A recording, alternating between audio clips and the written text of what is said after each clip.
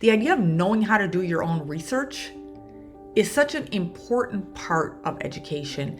And it's something that I just remember emphasizing in my own English classes as a really important life skill. Now, the idea of doing your own research is kind of a joke because you don't know if it means the person has real research skills or if they're doing their own research.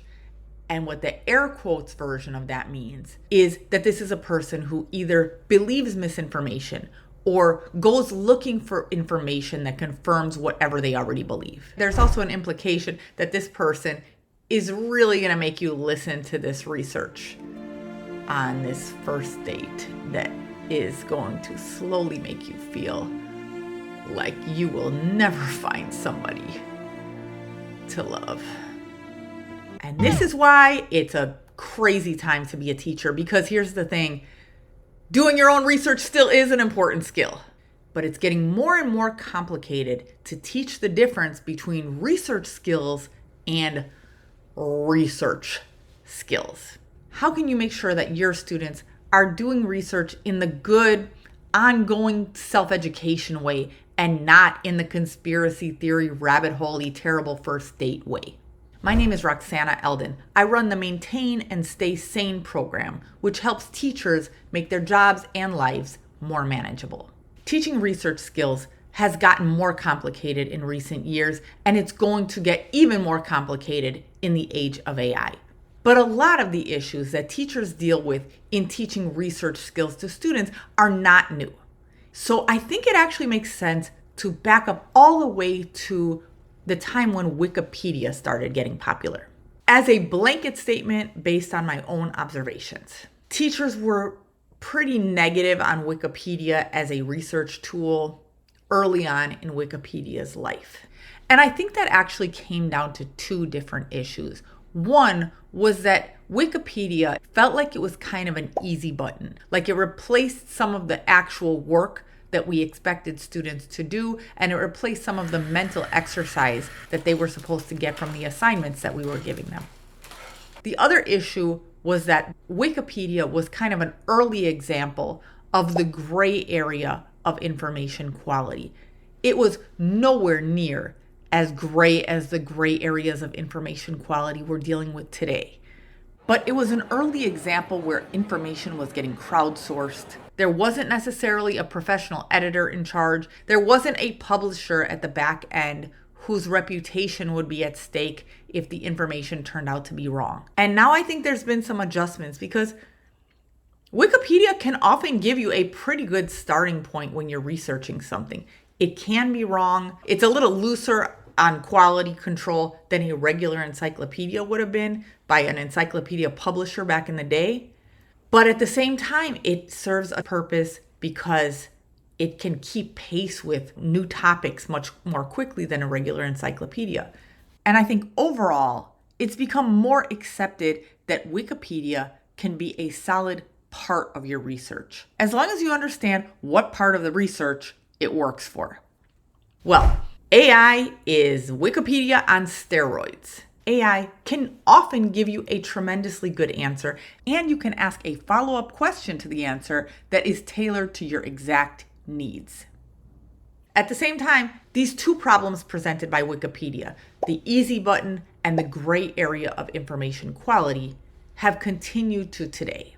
And they've gotten more supercharged as technology has gotten more supercharged. Google was even more of a gray area and even more easy buttonish than Wikipedia. And now with AI, we just don't know. I want to be clear that an easy button is not always bad. I do not think that Google ruined research, and I don't think that AI is going to ruin research either. But it definitely is going to change research. It can be useful to think of using AI as Googling backward. Google reaches out from what a person already knows and finds examples of it on the internet. It also, to a certain extent, ranks those examples by relevance and quality. AI is better at going out and gathering information you don't know and pulling it in toward you.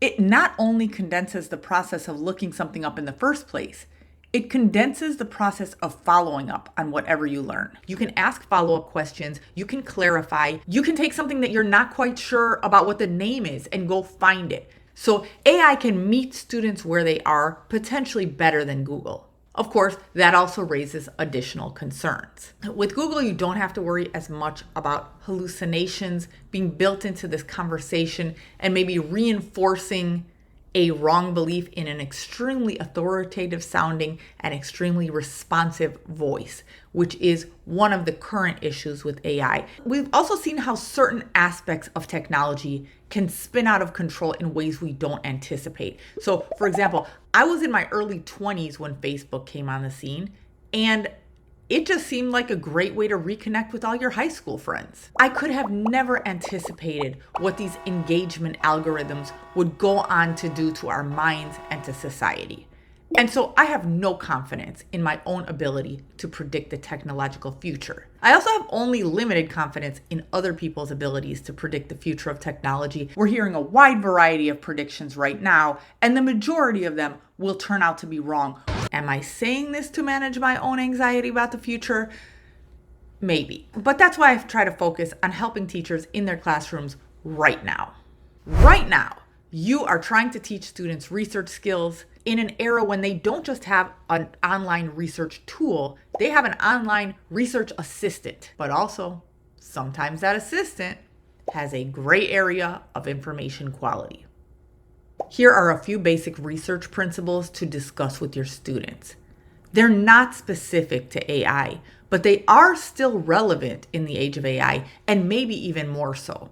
If you want a detailed written outline of everything I'm saying here, you will find a link to that in the description below this video. The first thing anybody needs to do when they are researching a topic is to be aware of what level of expertise they currently have and what level of expertise they're trying to get to. There are times when an easy button is fine because there is an amount of friction that will make a person just say, meh, I don't need to know this that badly.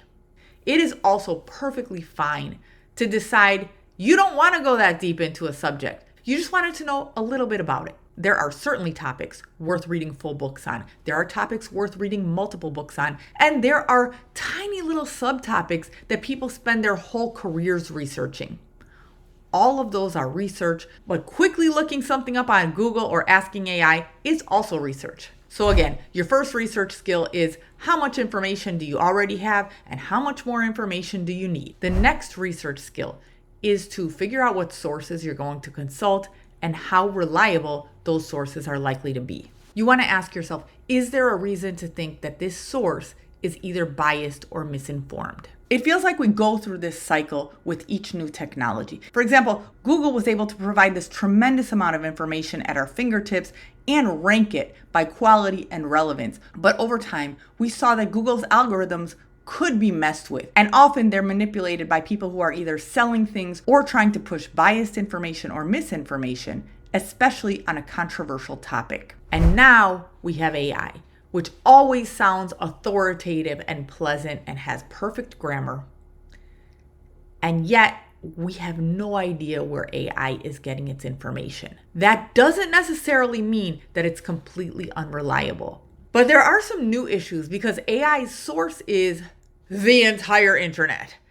And we don't know how it makes decisions about what to include in its summary of the entire internet. We really don't know yet whether AI will solve some of the issues of bias and misinformation on the internet, or if it will inherit all of the issues of bias and misinformation on the internet. We also know that AI sometimes makes mistakes in a bizarre, weird way we have never seen before.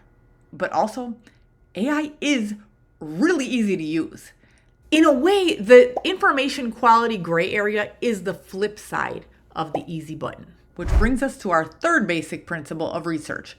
If you want to tackle that gray area of information quality, you need to give up a little bit of the easy button. And the way you do that is you check more than one source. How many more? That really depends how deep you're trying to go into this research. There are people who have read every available book about 1 6-month period in history. On the other end of the spectrum is just taking the time to check one other reputable source. So if AI gives you an answer you're not sure about, maybe just go to a different AI and ask that same question. Or go to Google, type in your search term plus the name of a highly respected newspaper. Or type in your search term plus National Geographic or Encyclopedia Britannica, something that's been around a long time and has a really good reputation for accuracy and thoroughness. Is that perfect? No, but comparing two or more reputable sources is always going to be more reliable than going with your first source. The more kind of boring and well-trusted sources that agree on something, the more you can feel like, okay, I've got the basics. And even more so, if this is a controversial topic or a topic where a lot of people are selling things. When in doubt, treat AI the way you would treat Wikipedia. It's not a bad quick reference. It's not a bad shortcut. It's not a bad first source. But just like we always have emphasized to students that copying a Wikipedia entry does not mean you have done a research paper, neither does only consulting AI. This video is part of a whole playlist about teaching in the age of AI. You will find a link to that playlist in the description underneath this video.